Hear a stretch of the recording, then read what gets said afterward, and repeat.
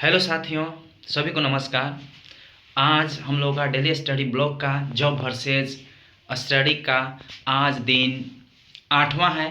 तो आज हम लोग 8वें दिन पढ़ने का प्रयास करेंगे। सबसे पहले कोशिश करेंगे कि पढ़े हुए हिस्सों को रिवाइज करने का, फिर उसके बाद नए टॉपिक को पढ़ने का। नए टॉपिक में आज हम लोग नए पॉलिटी के हिस्से को पढ़ने का प्रयास करेंगे और साथ साथ में आज मैं कोशिश कर रहा हूँ कि मॉडर्न हिस्ट्री के कुछ नए भाग को पढूं, मॉडर्न हिस्ट्री के आधुनिक भारत के इतिहास को पढूं। और एक मैं आपसे विचार लेना चाह रहा था कि क्या मैं पढ़े हुए हिस्से को आपके साथ शेयर करूं, कि क्या मैंने पढ़ा और एक एक डिटेल शेयर करूं कुछ छोटे छोटे क्लिप्स में, या ऐसे ही डेली ब्लॉग्स के तौर पर आपके सामने प्रदर्शित करूं। ये आपके ऊपर छोड़ता हूं। चलिए, आज का समय हो चुका है और चलते हैं शुरू करने। सबसे पहले समय देख लेते हैं, समय क्या हुआ है। तो अभी समय हुआ है 8:57 हो चुका है, लगभग 9 बज गया है। तो चलते हैं, अब शुरू करते हैं।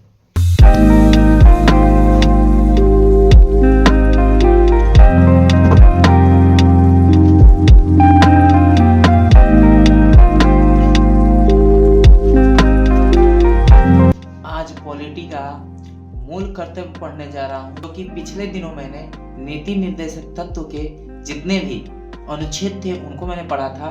तो उसी क्रम में आगे आने वाला जो अनुच्छेद है और जो भाग है उनमें मूल कर्तव्य है। तो मूल कर्तव्य को देखते हैं, जो नीति निर्देशक तत्व के ही भाग 4 क के अंतर्गत आता है। तो इसको शुरू करते हैं आज के इस टॉपिक के साथ।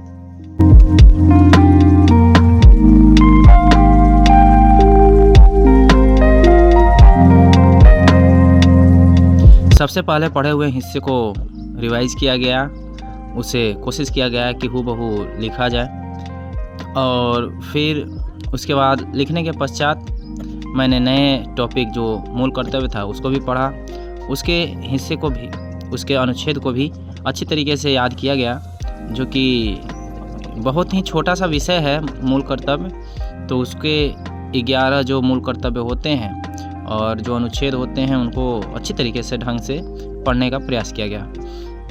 और इसके साथ ही साथ पॉलिटी के नए हिस्से की बात करें तो उसमें आ जाता है राष्ट्रपति के बारे में।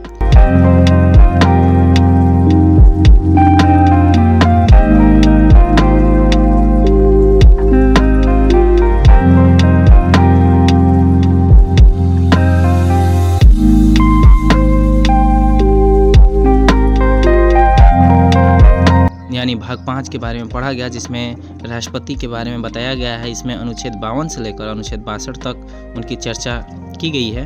तो इसके तहत एक छोटा सा ट्रिक है जो कि बाकी सभी लोग जानते हैं, उसको बोलते हैं पकानी काकी दुओदशम।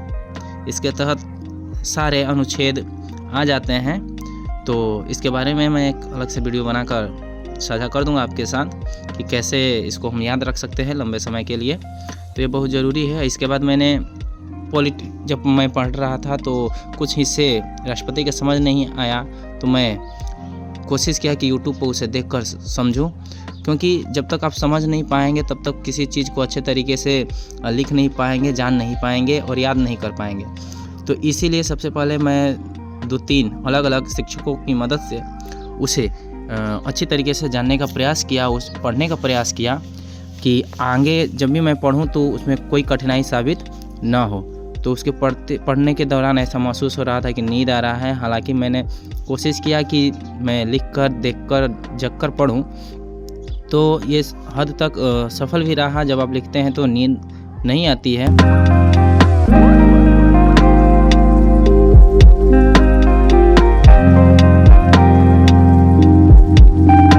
वीडियो के देखने के पश्चात ये बहुत ज़रूरी हो जाता है कि आप उसका रिवीजन करें, अन्यथा वो नहीं करने पर कुछ समय बाद आपके दिमाग से निकल जाता है, स्किप हो जाता है।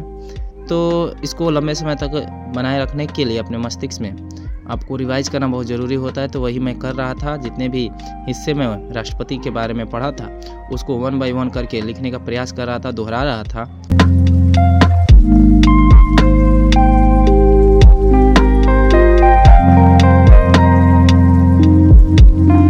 और साथ साथ में पीछे के पढ़े हुए हिस्से को भी मैंने एक बार सोचा कि लिख लूँ कि याद है या नहीं। हालांकि वो सारे चीज़ें याद थी, ये खुशी की बात।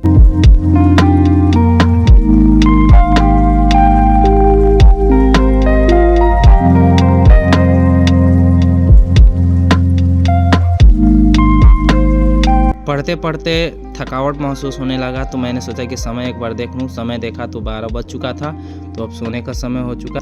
अब मिलते हैं आपको नए वीडियो के साथ। Bye bye.